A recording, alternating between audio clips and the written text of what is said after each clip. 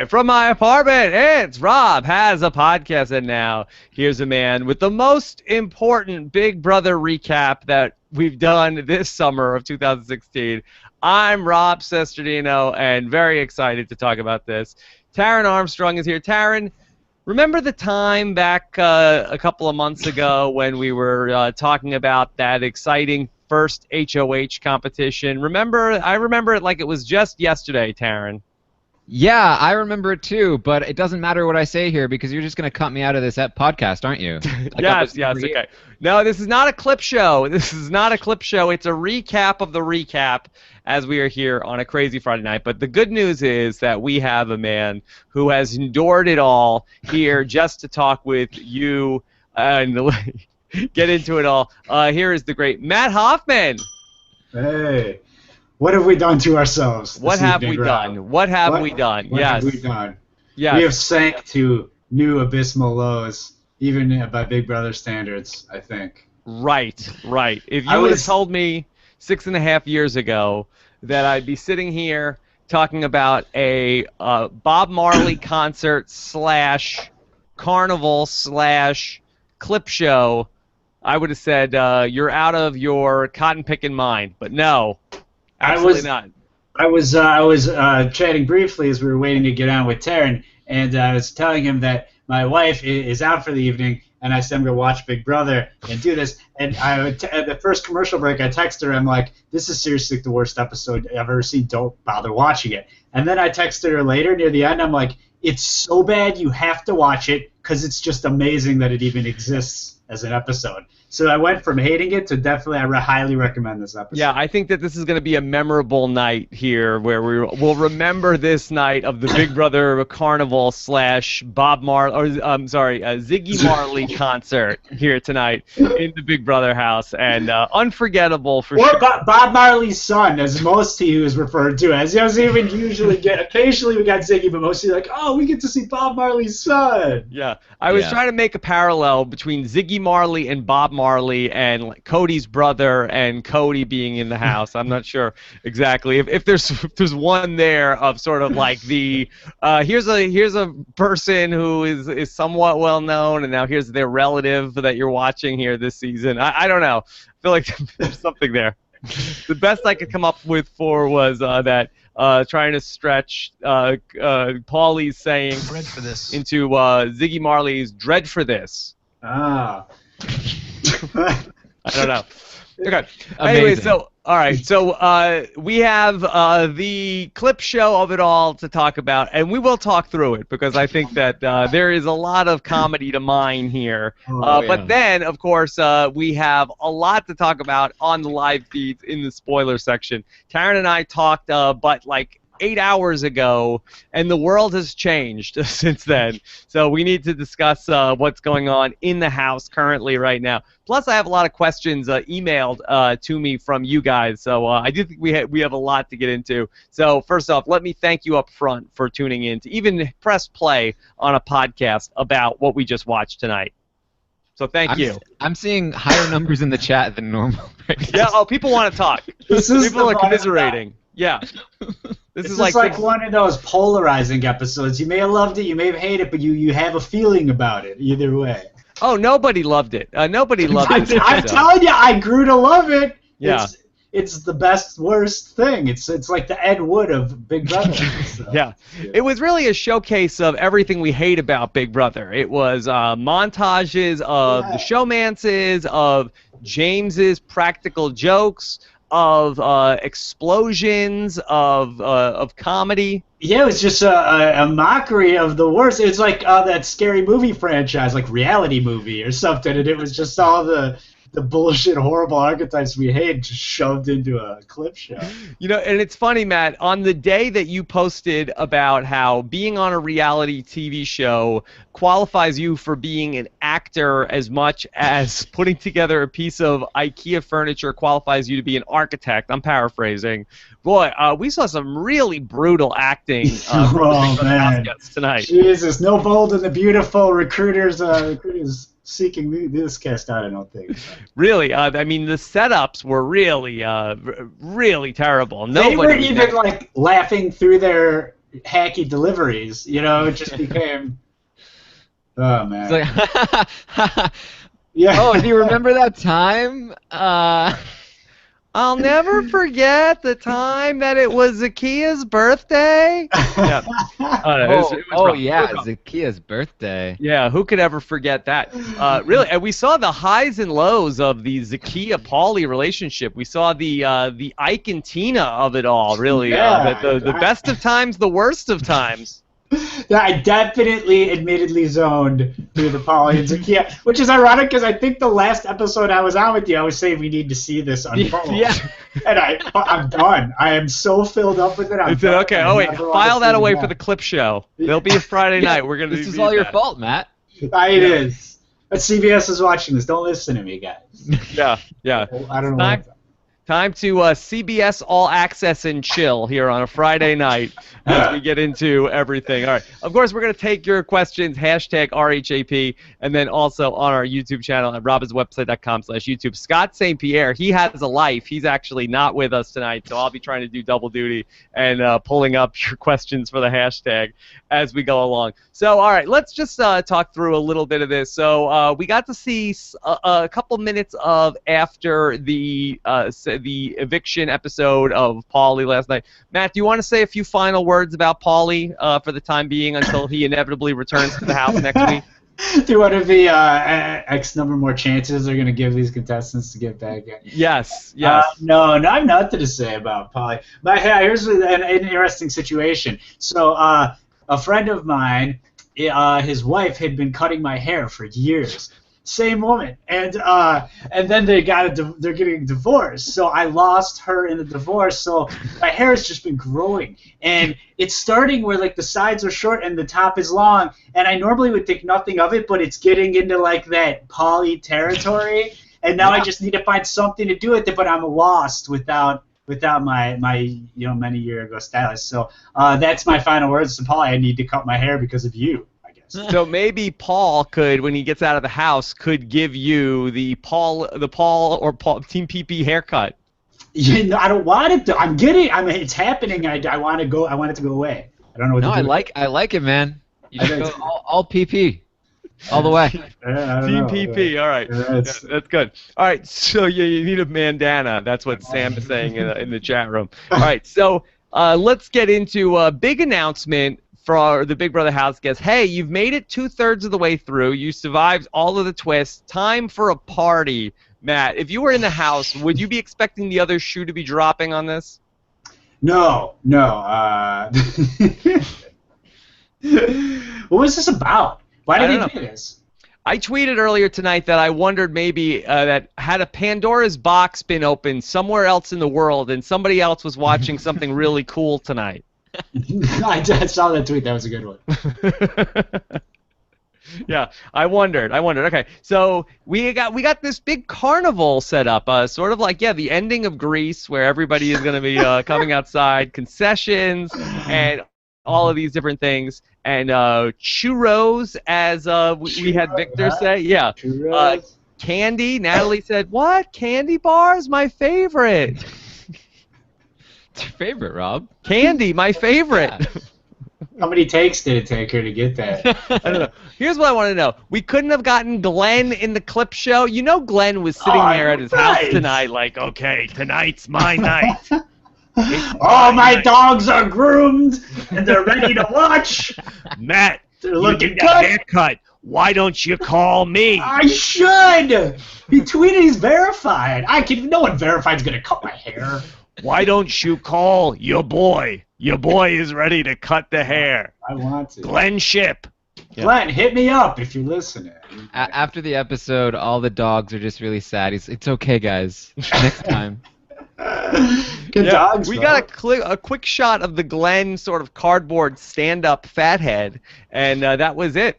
That was it. I was tweeting about like we've seen more pie in Big Brother 18 than Glenn. This episode was the Glenn of the season. What do you mean by that? What do you mean the Glenn of the season? Like it was like the worst but the best. You know, we love it, but we were what? What was it doing there? You know? So many questions. It should be verified. Yes. Yes, this episode is verified as well. So we got to see everybody in the backyard, and then we get to go to very quickly. Oh, hey, everybody! Ziggy Marley is coming to the backyard, and Ziggy Marley. Natalie is a huge Ziggy Marley fan. I don't buy that. I don't. Yeah. Matt, what was the corporate synergy there to get Ziggy Marley on a CBS show here this week? That was weird. That was for sure the first show he's ever played in his life to a crowd of people who were not extraordinarily stoned, which had to have been a milestone in his own career. Yes, is that true? The first people ever at a Ziggy Marley concert. Yeah, so I'm sure Ziggy Marley was not like, hey, I'm a huge Big Brother fan. It's a dream of mine to play the CBS Radford Big Brother backyard. Can you make that happen for me? Yeah, how did this come down? And there wasn't really a pitch about this album or anything, right? Like, if I was supposed to be into Ziggy Marley, I wouldn't even know what to do to pursue that. I actually didn't even mind the song. I just minded that it was such a waste of time. It was just weird. But yeah, what was the song, Taryn? Ziggy Marley, something about the weekend? Yeah, I mean, is that why this was on a Friday night? Was this some sort of viral marketing stunt by Ziggy Marley to like? Right, we need to be performing somewhere on a Friday night. Where can we get on? Where can we be on TV on a Friday night? What's the cheapest place that we could buy advertising? You just like walked in like the back and then played a song and then walked out. Yeah, and they're like, one more song. Like, F you guys. I don't even know why I'm here. Absolutely like, not. No way. I know. Please. Please, that I am Ziggy Marley. I have never been on television in primetime television ever before. Ever. I absolutely will not, under any circumstances, play another song for you people. I am out. So you gotta be out of your minds. Yeah. Crazy white folk, out of their minds. Yeah. Get the step in, everybody. I'm out. This was just like a favor to somebody in production, right? Like, just please, can you just show up for one song? We'll talk about you. Just please do this for me. Yeah. I don't know. Ziggy Marley was just out. Over it. He was over it. Over it. Yeah. Never cared. Never cared. Sketch. I'm out. Yeah, it was so funny that they like. You would think that just to be a nice guy, he would have played one more song. What is it, like 5 minutes? He's like, yeah. No. He's like, that's it. Humiliated. Goodbye. He realized the mistake he had made probably midway through the song he was playing, but he was in it. He had just heartlessly finish it out and just shamefully hang his head and walk off stage. Yeah. Who are these people? Why am I playing a song for them in their backyard? Why do they have cardboard cutouts? And then the episode airs and they don't even we don't even know what we're supposed to do to Ziggy Marley. Are we supposed to buy a concert ticket, buy an album? I have no idea. I don't know. I feel bad for him. I think maybe he like sobered up halfway through the song and was just like, "Where am I? What did I agree to do?" Right time. Yeah. So Ziggy Marley, he escapes the backyard and makes it out alive. And then we go over and start looking at the cardboard cutouts and start saying like, hey, remember that time? And then it's like all of a sudden we're like bait and switch clip show. Hey, remember Josiah? And like, people are like, who? What? Of course we remember. We remember all this. It's only been like a freaking month. You retarded? I mean, yeah, you remember. Yes. We all remember all of this stuff. Yeah. We have a new catchphrase also, Taryn, that since when does everybody on Big Brother 18 say that they're salty about things? I don't know. I hadn't heard that much, but I guess that's a new thing. Very salty. I think that we have to take a look at all these snack foods that were at the carnival. Everybody was very salty. High cholesterol, yeah. It's the lingo the kids use nowadays, Rob. Also, I don't think Nicole knows how to pronounce Messiah. Messiah! She's very upset. Messiah! I'm so glad Jose's not in the house because he said he was Messiah. Bazinga? Yeah, Bazinga. I don't want him in here anymore. That's it. Yeah. He was targeting me. Yes. So we got a huge Jose montage, and all the more reason that, speaking of rubbing salt in my wounds, yeah. No, a big Jose montage. And then we went right into that, hey, remember that time that it was Zakia's birthday party?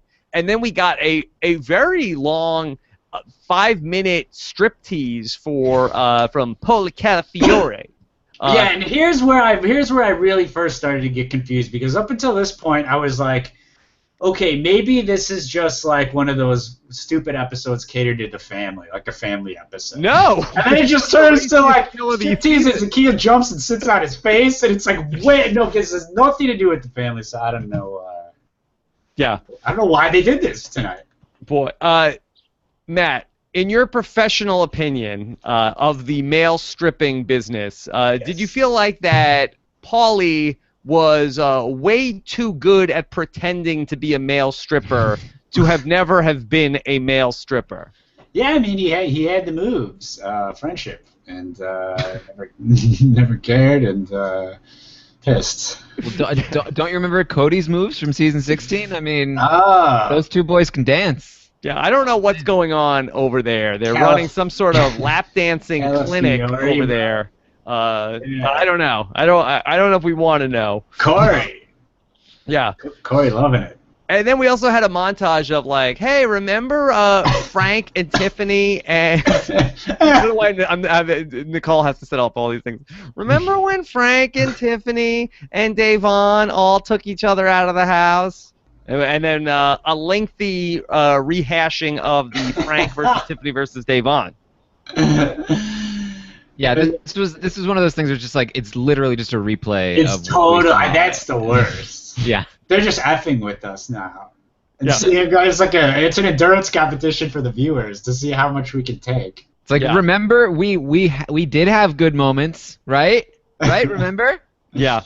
Well, things then took a turn for the worse somehow when we got to the kissing booth and we set up the James and Natalie kiss here, Matt, and really throwing James a bone here by building this kissing booth here in the backyard. Yeah, they totally set him up, and then Nicole and Corey, and she's all like, no, I don't want to kiss you, and Corey's trying to get his kiss.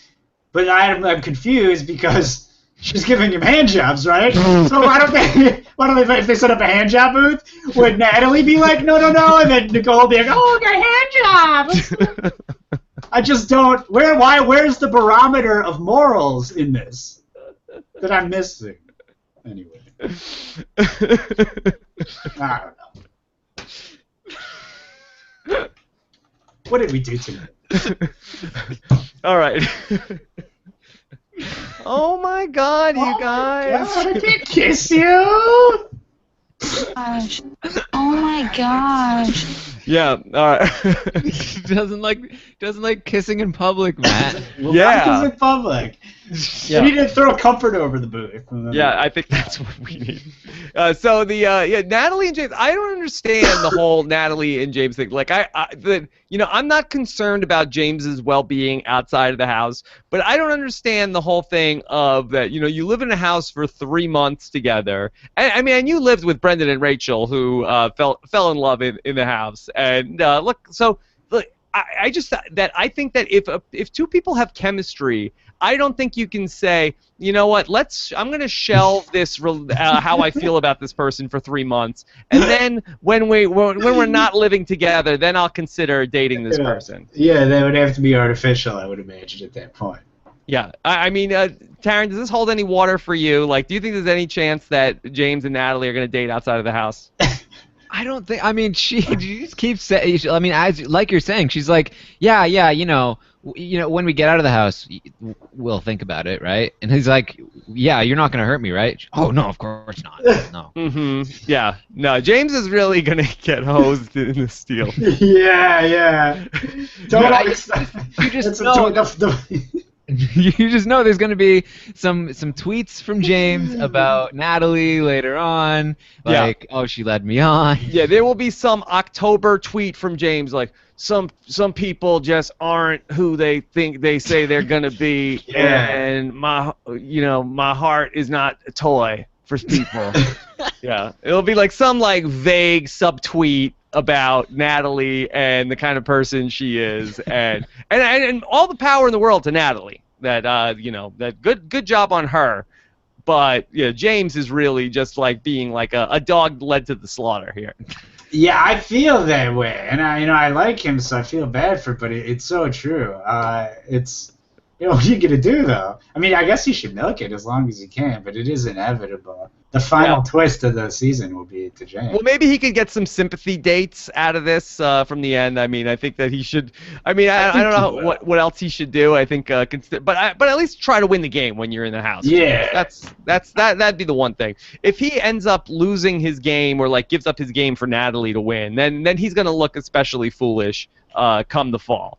No, I feel like if they do not end up in jury house together to where they really only first hang out privately postseason, they'll probably at least touch her boob. And if they do jury house, I don't know. I don't even know. Jury house, I think he might. He's definitely not gonna like go full score, but I think he'll get a little. Yeah. James especially made me mad tonight when he started talking about how everybody's favorite showmance is Nicole and Corey. Stop it, James. Stop it. Stop it. I would rather watch the James and Natalie spin-off reality series than see one more minute of the Nicole and Corey showmance. It is terrible. It's the worst. Yeah. I thought for a second that they were going to show Corey talking about the showmance in the diary room during the segment, but no, still nothing. Yeah, no, he has no. He must have no interest, right? Is that I mean, I have to like he's outside of the booth. He's clearly not talking about it in the diary room. So yeah.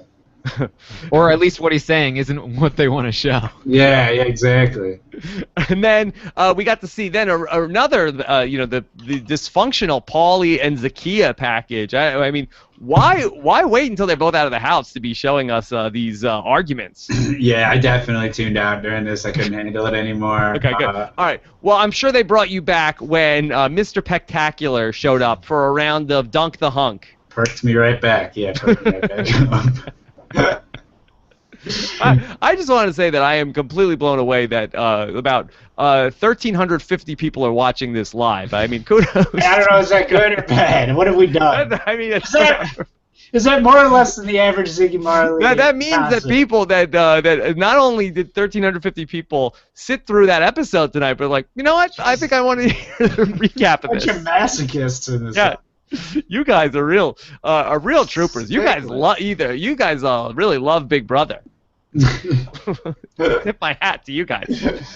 Oh, Jesus. I'll still get no Twitter followers off of it. Yeah. If anything, people will start unfollowing. What did that guy say to you on Twitter after the last That was show? my favorite, and I wish I remembered. Something, he'd rather eat a shit sandwich than listen to me or something. I loved it. It was so great. I really do love the people that. Yeah, something about you're not relevant anymore or something like that. Yeah, I mean, you know what? I mean, he was right about everything, So, God bless him. Yeah. I hope he's listening. All right, so here's Mr. Spectacular. Matt, have you met Jesse before? Very briefly in passing in Las Vegas, and I was just struck by how tiny he was. He was like, not much bigger than me. I was very So that was astounding, but he seemed nice enough, and then that's it. So. Yeah. Taryn, were you impressed with the hijinks of Mr. Spectacular? Oh, of course, and I loved the fact that he was here on the week closest to the coup d'etat twist that's happening with the co-HOH. Yes. I'm sure the irony was lost on Jesse. I imagine. Yeah. All right. So then, nothing really to say about Dunk the Hunk. Victor won a TV. Does this count towards his 10 comp wins, Taryn? I'm sure in his mind it does, but I do think that, as I sort of mentioned at the top of the show, Paulie was here throughout the entire episode. For those who let's talk about the digital removing of Paulie from this episode. Taryn just told me that's unbelievable. Yeah, like they replaced him with some pillows in the couch shot, and then cut him out of some of the shots, but mostly they just kept these tight shots that kept him out of the shot entirely, with just like an arm showing up here and there. But I do believe that he won that dunk competition. And so they had to cut that out entirely. So who got the? Did he get the prize? I don't know. Because wait, for real? He really won? I think he did. Yeah. It turns out that actually to redeem the prize, you have to be in the house on Friday. So that was a little bit of a, read the fine print. His friends will never believe him. They'll never believe him. Like, yo, I saw Ziggy Marley and I won a TV the next year, Paulie. Yeah, right. Okay, Yeah, Paulie. Sure. sure. Yeah. It's true. All right. So we come out of the Mr. Spectacular. I don't mean to interrupt you, but I think you glossed over, to me, one of the most irritating competitions. Did you do the balloon thing yet? Oh, no, I did skip that. Because let me tell you why it upset me. Because Big Brother is so just notoriously cheap. And this whole episode was, or half of it was a commercial for, who knows, Ziggy Marley something or other. So they're making all this money, and then, like, it's just insulting. Okay, one 25-cent chip is funny. Haha, you won 25 cents, you got totally hosed. But there's like a shitload of 25-cent chips. I mean, give them fucking something. It's so horribly cheap and insulting to these people. What did Lane win in Pandora's box in your season? I had the previously lowest prize with I won $1. And then, that's why you're annoyed. Then like this entire cast outdid me because they're so cheap this season. A quarter? They took away your record. Are you kidding me? Anyway, sorry, I didn't mean to go back in time and. No, like the max prize was $5K. It wasn't even. Yeah, the max. That should be the I got $5K. That was Survivor. That'd be nothing. Yeah. A quarter. $500,000. Yeah. So. One of our listeners, Paul Borges, went into the Twitter archives and found the guy that killed you on the last podcast. Yeah. Is he on the Mr. phone? Arkansas Man tweeted, "At head of household sucked on RHAP. GTFO the podcast if you can't talk or bring something to the table. Sarcastic, droning, crap talker. Hashtag Borefest." Hashtag. I mean, have I brought anything? I brought really nothing to the table again. I mean, not yet. Typical. You know? It could come at some point. I feel like the audience knows what they're getting with the Hoffcast when it happens. No, I think so, especially tonight. This is really the perfect night for that. Yeah, the stars did align with this. The stars did align. And then the Zingbot came for you earlier tonight as well. Yeah, all this bully. Everyone was anti-bullying, and now Zingbot's the fun. Oh, yeah, bullying is horrible unless you're a dipshit robot. Then you can say the worst things about people, make fun of people's height and their acne and whatever else you want to do, and their funny physical features because I'm a robot and it's funny. Yeah. Zing! I say zing! But kids are killing themselves over this. Just kidding. I honestly don't even care about online bullying. I just care of the hypocrisy. But you guys can bully whoever you want, honestly. It's a classic Paulie double standard here. Yeah. I just don't feel. I guess bullying doesn't work as good for a robot as it does for a human. The Zingbot said earlier tonight, the @Zingbot official account said, "Yo, @head of Household, I was surprised they didn't bring you back. I don't mean for BB18, I mean for the Hobbit trilogy." Yeah. Zing. Hey. Yeah. This comes on the heels of when the Zingbot got me yesterday, Matt. Yeah! Has he ever zinged a non-Big Brother reality person? I don't know. I'm not sure. That was amazing. Like must have. Yeah. Have you guys interacted previously? Do you have a relationship of any kind? You know what? I'm not sure. I don't believe so. I don't believe so. That's really incredible. I think the non-canon Zingbot and I have had interactions, but yeah, it's very I think the first time with the canon Zingbot. I remember non-canon Zingbot. Yes. I still what else can Zingbot do that humans can't? Can Zingbot just be racist too? And that's okay? No. I'm not doing it, but Zingbot can. Can Zingbot hit? Look, I would guess if he got hacked, I mean, if the Zingbot did at some point come out with a racist tweet, I think he could say issue some sort of apology. I was hacked, not my Twitter. Actually, the robot was hacked. Can Zingbot just whip out his dong and it's acceptable? Yeah, he had all those scandals. Yeah, but that's okay because it's Zingbot. Everyone's cool. It's cool. It's Zingbot. Yeah. I don't like all right. All right, so then let's talk about, again, one of the more racy episodes that we've had on Big Brother. Yeah. So the boob wrinkles conversation, Matt. I was really surprised this made the cut here. The boob wrinkle conversation, especially on the heels of all of the FT talk and Paulie, slamming Natalie for. I'd have to say that you are about as fake as those things on your chest. I wasn't ready for tonight that Paulie giving the close-up inspection. Yeah, they added the misogynist added, and then they give him then it's cool not to do whatever. I never heard of the boob wrinkle before tonight, and that's what surprised me the most. I feel I've seen a lot of depraved things, a lot of maybe even more classy things related to boobs, and I've never heard of the boob wrinkle. Yeah. Well, Rob, maybe this was the origin story, and this is when he found out about her breasts. Wow, yeah, we really got a lot of hold on, I need to get a little closer. I don't see anything. Maybe it's because I got glasses on. I got sunglasses on. I need to move even closer. Let me take a look at them in the shower. Yeah. Where there's better lighting. Oh, my God. He could not be more cliche. And really got into the whole definition of the boob wrinkles and a whole big thing on Big Brother. Yeah. And Natalie seemed very offended when all of that was going on. She just did not want to be a part of that. It was horrible. They cut out where she ran off and started crying. Yeah. In the kitchen. It's such a confusing edit of Big Brother 18. The worst episode ever. All right, and then we go from there into the James pranks montage. Now, Taryn, you had been complaining recently. You said, we started off strong. We got so many James pranks early in the season, and then I've been completely starving here. I'm so hungry for James pranks footage, and finally that call was answered. Finally, they figured out a way around the fact that he's not pranking people anymore. They can just show the old ones again. Yeah.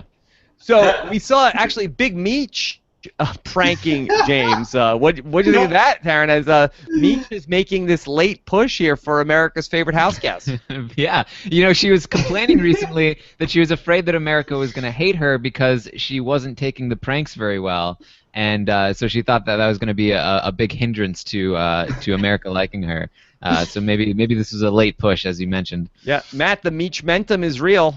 I'm a big fan of the Meech-mentum is all happening. So then we got a flashback to the ant fight from earlier this season of old crackers in the bed prank, and then James really getting into it with Elfit Victor over the dawn of the ants in the Big Brother house.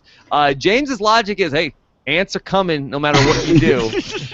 Might as well get crumbs everywhere. Let me tell you. And doesn't he have a point, Matt? Okay. Look, I feel that past Big Brother house guests have a tendency to exaggerate their experiences for the effect, maybe even subconscious effect, of I was there and you were, you'll never understand factor. And I'm telling you, hand to God, the ant shit in that house, it is no joke. It is horrible. I totally take Victor's side. That is not it was so bad, but it wasn't that bad. It was seriously that bad. So I am with Victor. I cannot understand James. How bad is it? Help me explain. So, I was on Survivor. It was not Survivor, but we are in it for luxury. We want indoor plumbing and Kathy doing our laundry and stuff. We know that's what we're gonna get, and you guys know you're getting bugged. Okay, how bad is it? Oh my God! There's ants on the counter. Oh, that's gross. No, they are crawling up the wall in not a line, several lines, a wall of them up the wall. I've never seen ants going up walls to ceilings and stuff. They always just stay on the ground. It is horrible. They make their way through the entire house. So way in the back of where there's no entryways, they're everywhere. I really want to see somebody Photoshop James onto a Ned Stark Winter is Coming, only ants are coming instead. Please send that to me on Twitter. Yeah. James, are they fire ants? Are they biting you?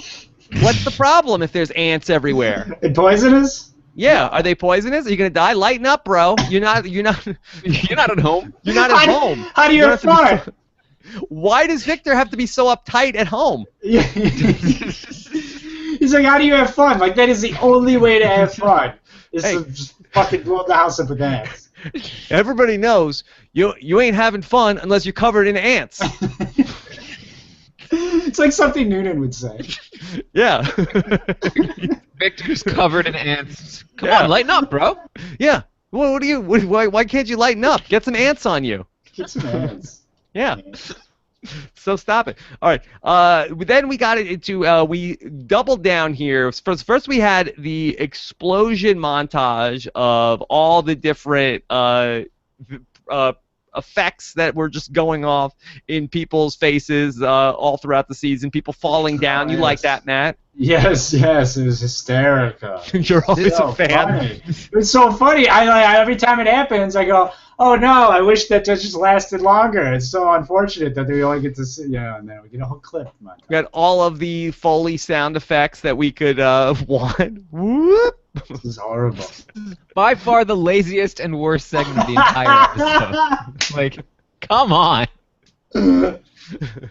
And then we doubled down, and we went from that into the pie eating contest. It's time to fill your pie hole, everybody.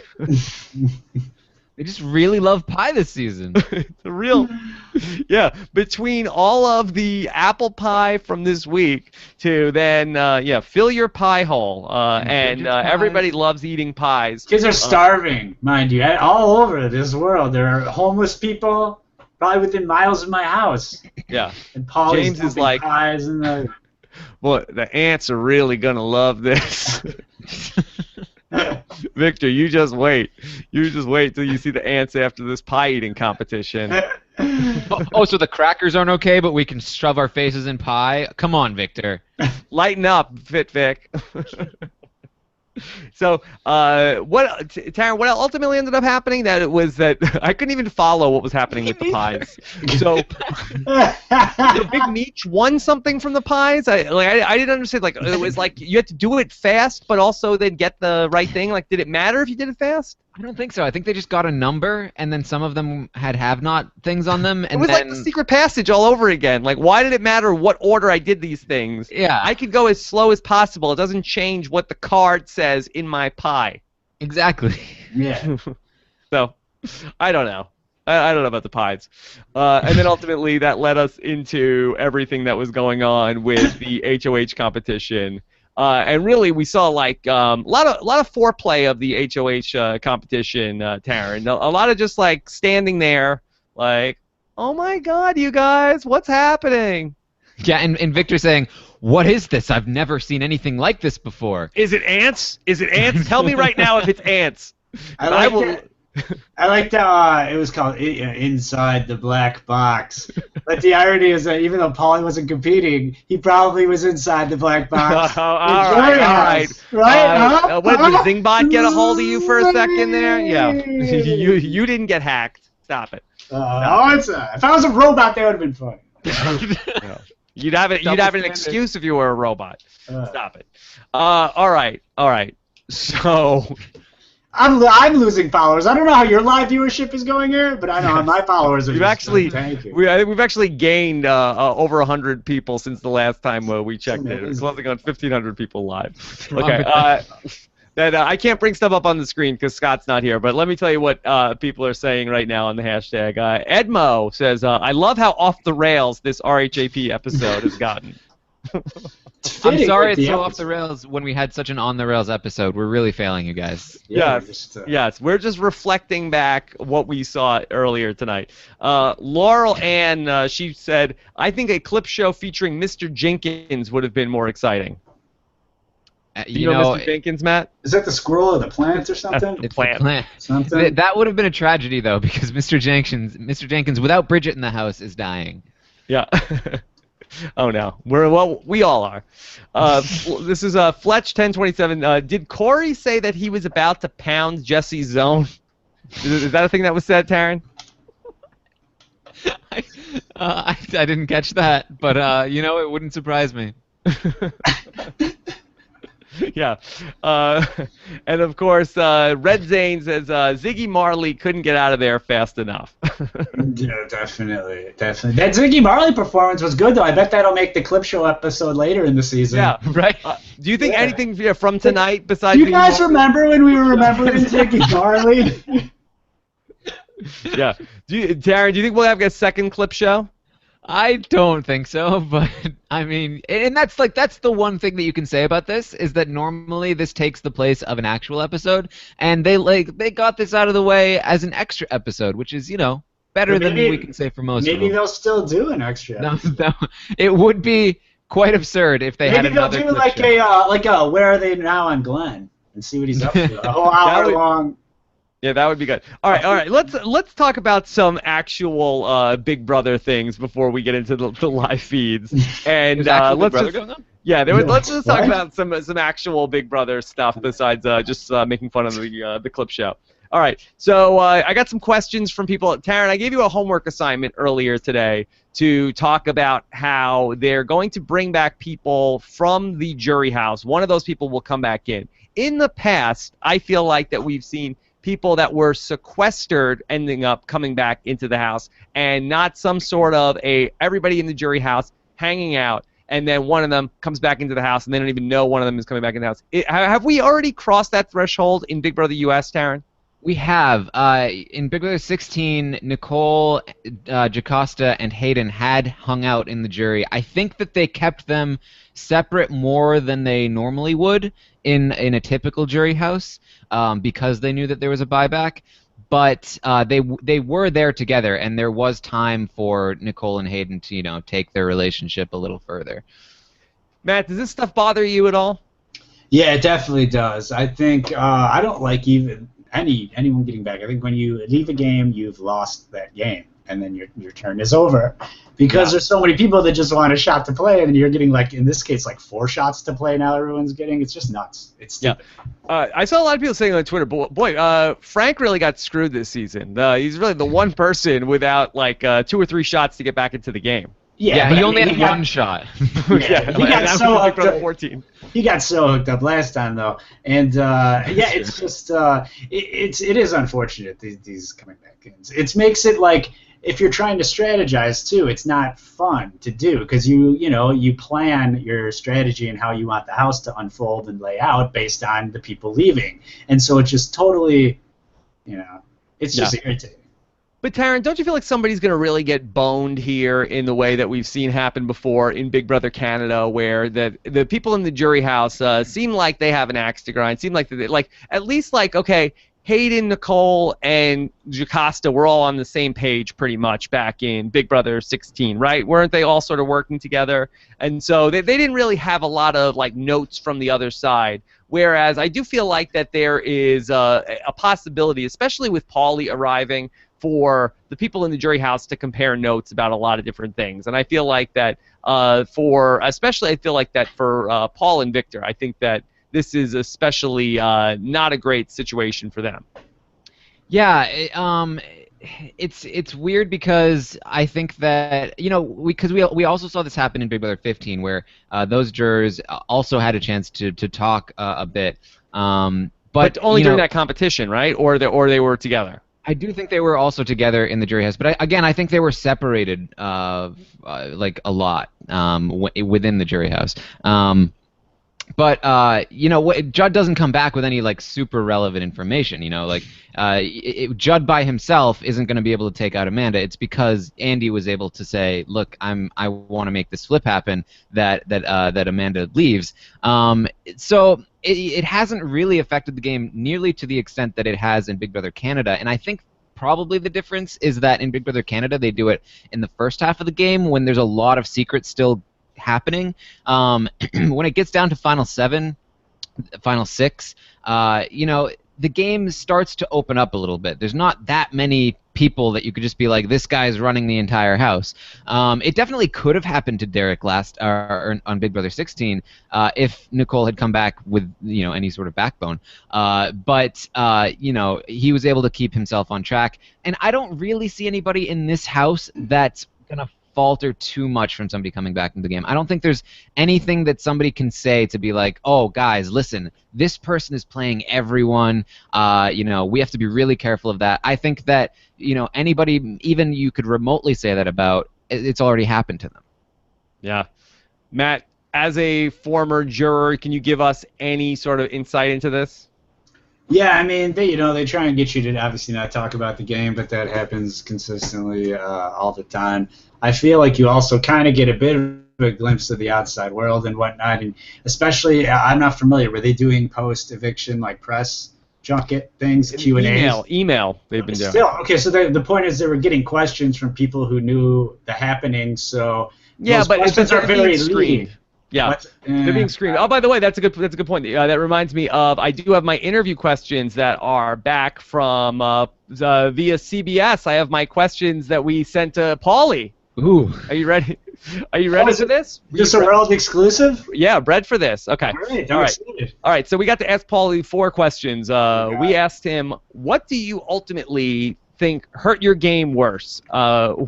Winning so many competitions or getting into a showmance, and why? Matt, what do you think Paulie said?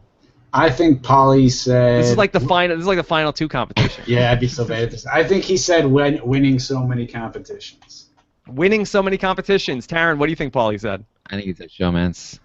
He said getting into a showmance because apparently she had a hand, and watch that, in forcing a lot of things that I was entrusting in her regarding my game, especially the week prior to her being on the block and the week of her being up on the block. So you're blaming Zakiya for the downfall. She was that she had a hand in enforcing a lot of things I was entrusting in her. Okay. I really thought that was a play in the house, like blaming Zakiya, but apparently he really believes it. Yeah, that's amazing. I did not think that. How could I ruin my own game? It had to have been the woman that I entrusted with my secrets. All right. Question number 2 for Paulie was Corey your true plan for Final 2? If you had gotten the choice, and if so, were Paul and or James correct to flip against you? All right. Was Corey your true plan for the Final 2? Matt, what do you think? Yeah, I think yes. Yeah. Taryn, yeah.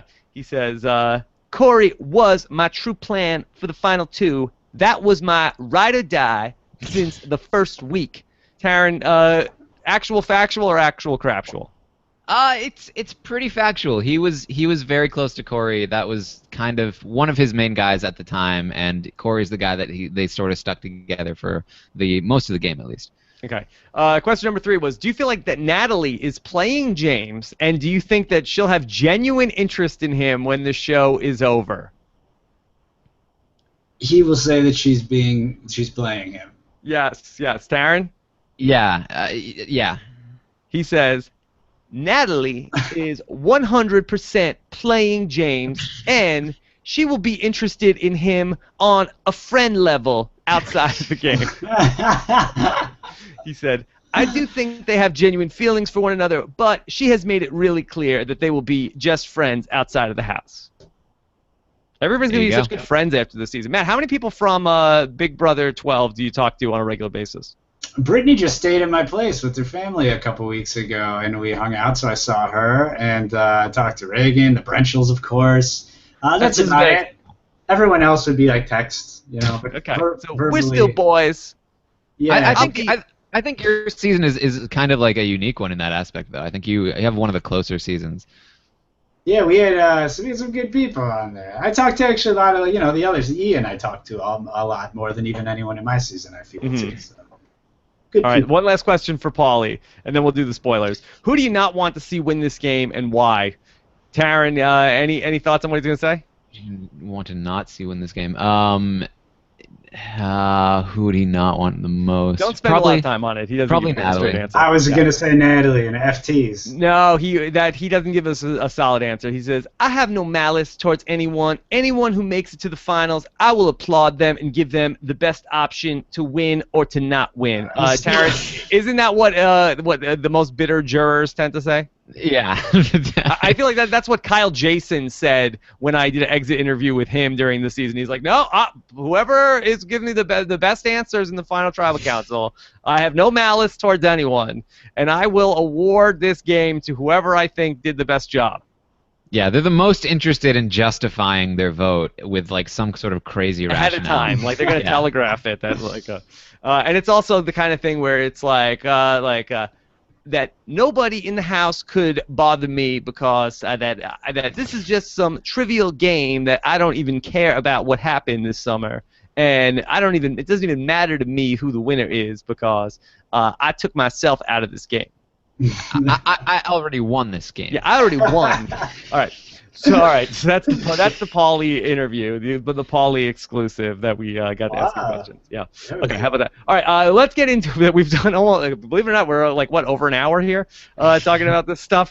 People keep coming. People keep showing up. Yeah. Well, the Paulie 200 people since I was impressed before. All right, we're gonna get into the spoilers about everything that happened on during the day here on Friday, and setting up what should be an eventful Big Brother weekend. If you are checking out here now, we will see you on Sunday night when Taryn and I are back to talk about the Sunday night episode and everything that plays out there. Okay, let's talk about the spoilers. The Office of Civil Defense has issued the following message. This is a spoiler. Warning. A spoiler. Warning means that an actual spoiler against this country has been detected, and that protective action should be taken. That was my impression of the pie eating competition. Oh, that was that's what I was going for. Taryn, did you understand? Did it play? Did it play? No. I was very confused. I thought he was attending a Ziggy Marley concert for a second. No. That's what I was going for. Much like a lot of things tonight, it did not work. for the audio listeners, he just shoved his face into the taboo buzzer. The entire duration of the. Just like nosing it with his nose. Yeah, trying to do that. But look, they don't all work. Okay. All right. This is amazing. So let's talk turkey, Taryn. All right. So when you and I last talked, we discussed how Natalie was the HOH, but we figured that, and this whole plan was coming together to take out the sitting ducks in Elfit, Vic, and Paul. But we said, have no fear. Don't worry about a thing. Because America's care package is going to make everything all right. No. Well, obviously, Paul is going to get the care package. That's what we were talking about. Boy, I was this close last night to saying that I was going to get the Paul friendship haircut. I was so positive that America would see it my way. But no, the Meachmentum continues, Taryn. I was completely shocked. I was completely blindsided. I did not think Michelle was going to get it. I thought Corey had the least chance of getting it, but I thought Michelle was right there with him. Like, I'm literally the worst superfan in history. What? Well, how did this happen, Taryn? I honestly don't know. Maybe the jury segment, with the girls cheering her on during her speech, that might have helped. Overnight on Thursday? I mean, it's a week of voting. I really maybe the casual audience just really doesn't like the double eviction must have really made an impression in people's minds, Matt. I can't believe this. No, it really doesn't make sense. Like you said, based on the timeline of them, I could see where Taryn was saying that was the only place you could have gained some affection for the Meachster, and didn't happen. I thought that Paul was universally popular, and between the edit he got this week where he's like dancing, and then where he got to be the Secret Service person, I thought that they were totally putting Paul over. And I could not believe that it was. And nothing against Michelle. I think I've really done a fair job of talking up Michelle over these last 2 weeks or so. But I can't believe she got it over Paul. Yeah, what do you think of all these costumes? They're horrible, right? In this house, there's so many. It's like fucking Halloween in here. Oh, no bueno. Yeah, like Halloween. Why is there so many? Do people like that? It's too much, right? I think kids like it. Like that much? Hannah doesn't like the costumes, Matt, or you don't let her within with a 10-foot pole around Big Brother. Nothing of this ever. She never will. I mean, there is something. I might show it tonight's episode because it was. there is something to the shot of Corey comforting Paulie as Paulie's breaking down and refusing to do the pie thing, and Corey's wearing this ridiculous outfit. There's something to that at the very least. I don't know. I can't believe after all of the goodwill that it feels like Paul has that Michelle ended up getting. And I get it. Like, Michelle's been fine. That I think that she was certainly a contender. But I feel like that the people were really pushing for Michelle last week when she needs to win safety when Nicole won. It's like everybody got the memo a week too late.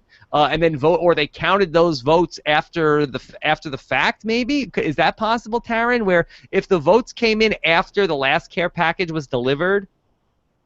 I don't think so. I think the voting starts at a very specific time and it runs for a certain amount of time, and I think that they're only counting the votes for that particular segment, and that was when Paul was at the forefront of the show, like dancing in the diary room, putting floaties on Zingbot, doing security checks. Like I don't get it. My whole perception about what the audience thinks is just totally wrong, apparently. Pissed! Yeah, so pissed, Matt.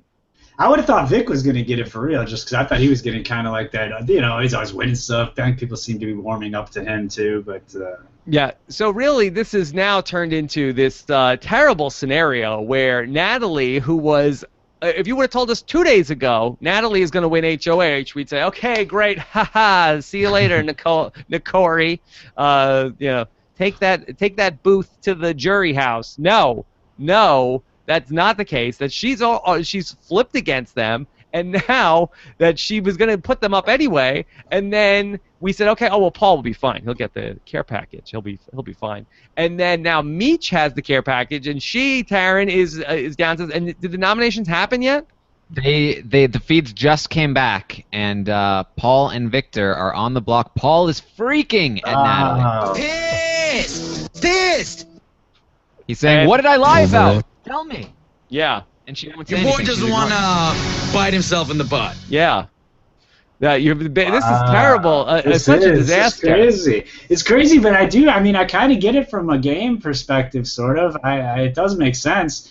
The showmances, it's getting down to the wire. People are going to want to split up the showmates, so why not team up with them? But it's cool that they. Yeah, let's just talk through a couple of these things. Martin Schmidt emailed in to say, on a scale of 1 to 10, how bad of a move was it for Vic to target Paulie and Corey last week? Was targeting Paulie a personal move? I mean, Taryn, you and I were talking about this from a week ago. That boy, this is exciting. Again, that it's almost like, okay, let's have this red wedding here moment where we're going to take out Paulie, but that does not necessarily mean that your side wins the Game of Thrones, Taryn.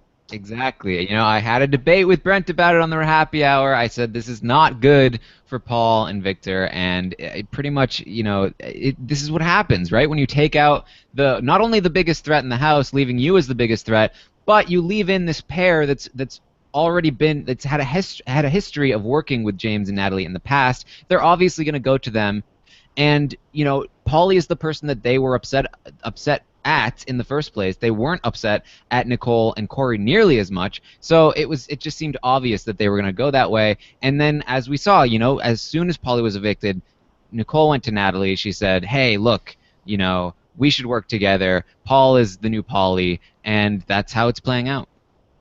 Matt, did you see this happening last week? No, I didn't. It was, again, I do kind of agree with how it all went down. I think it was the wise move to do. I get the pressure you mentioned, Rob, that you said Vic put them up for personal reasons. I kind of think it was just house pressure, not to take it all back in the Wayback Machine, but, we had the Brendan and Rachel thing with the entire house. It's just like no one cares who wins HOH because everyone's just like, well, they're going up. Yeah. And so it's not even whether he wanted to or not. He just sort of had to do it. Taryn, just to go back to last week, it did feel like that, okay, this was a move that needed to be made, but for Victor and Paul, they're sitting there at the end of that, squirrel competition. It's them and James. if they could throw that challenge to James in that spot, do you think that they're in this spot that they're in this week? I don't think so. I think they're in a much better spot. I think they don't get blown up nearly as much. I think that they both have the opportunity to compete in this HOH, and I think it's an entirely different story. And we might be saying the same thing of Natalie this week, where I don't think that Natalie needed to win this HOH. Nobody was going after her. There were two pairs that were going to target each other. Why is she taking it upon herself to say, I'm the person in the middle, the person that's safe. I'm going to take the power and mediate this conflict. Let them fight it out. Okay.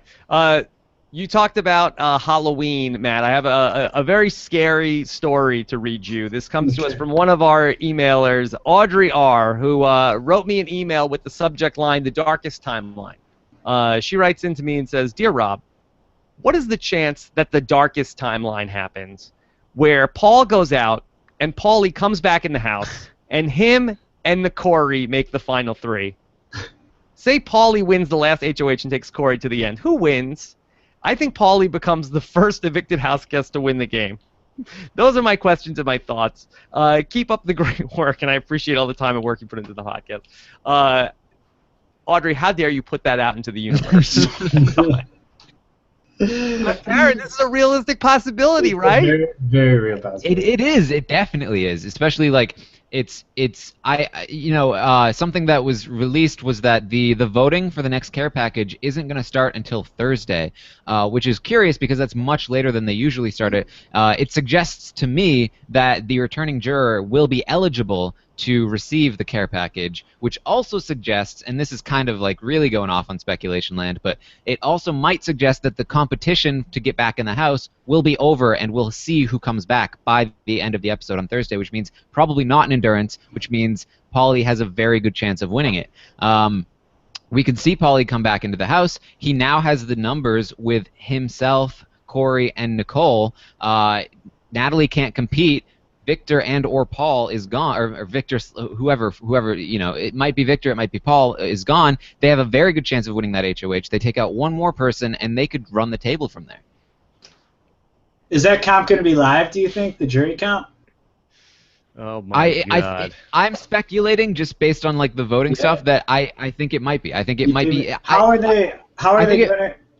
I think it might be similar to the Big Brother 16 one, where it's just a total crapshoot. The Jocasta shuffleboard competition. Yeah. How are they gonna, if it's live? How are they gonna edit Paulie out of it on the fly like that? No, this one he's allowed to be in. I'm wondering about. Yeah. They're okay with that now. Yeah, that's okay. That's okay.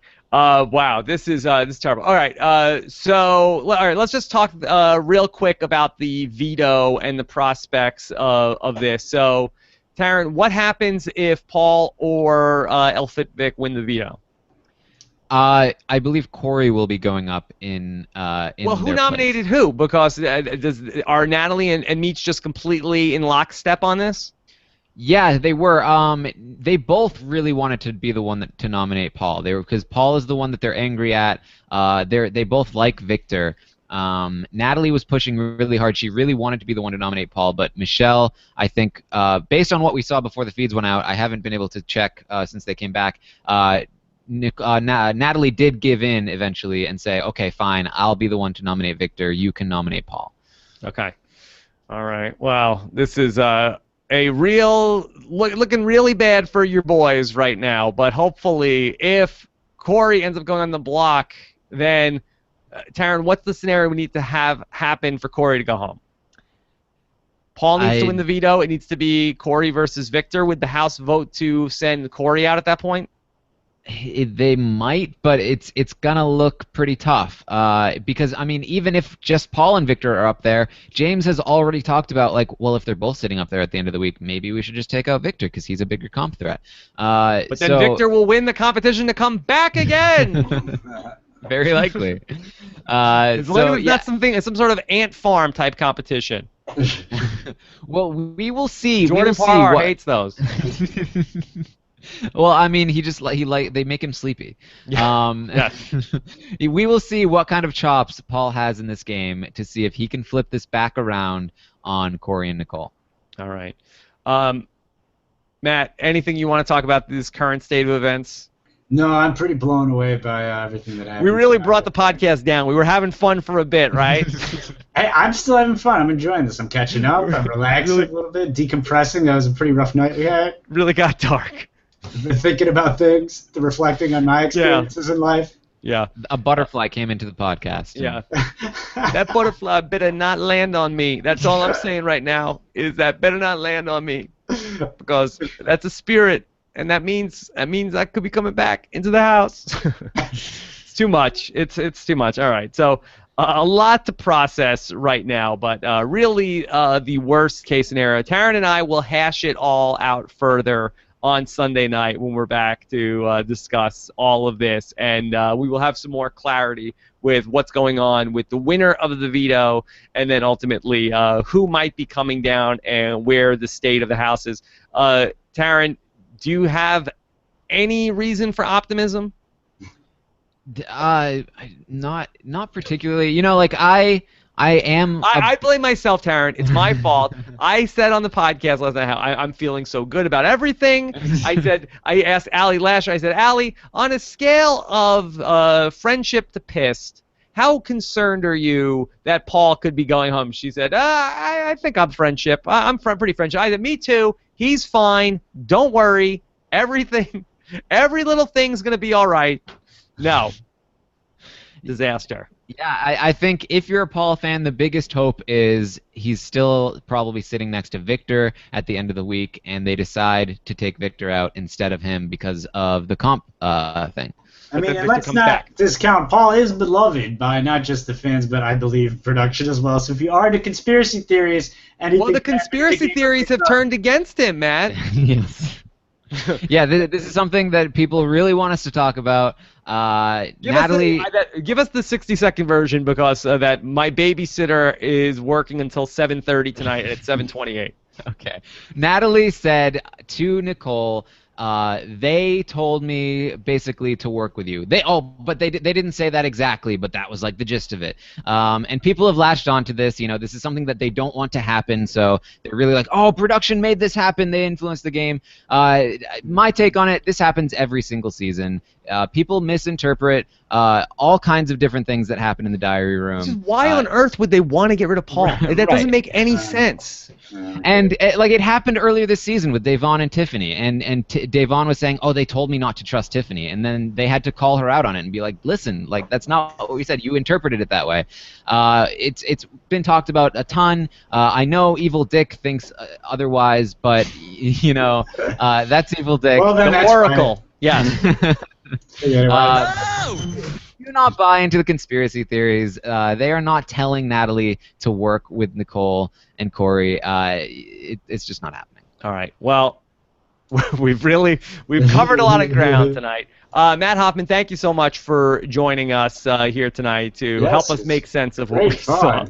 It was great fun. I had a blast. I always have a blast. Sorry for bringing things down sometimes. No, it was wonderful. Thank you so much. I'm sure everybody that made it to this end, I think, really appreciates your effort. Taryn as well. Thank you so much. I will leave you to get back to your pie eating contest tonight. Reggae concert. Clearing out all the goop. Yeah, the goop from earlier. All right, at a perfect time that we lost Nat's connection anyway. So give his cat some shots. We've said too much. All right, we have to go. We will be back on Sunday night to talk about the Sunday night episode, the HOH competition, everything else that happens between now and then. So looking forward to reading your comments on RHAPisawebsite.com. Take care, everybody. Have a good one.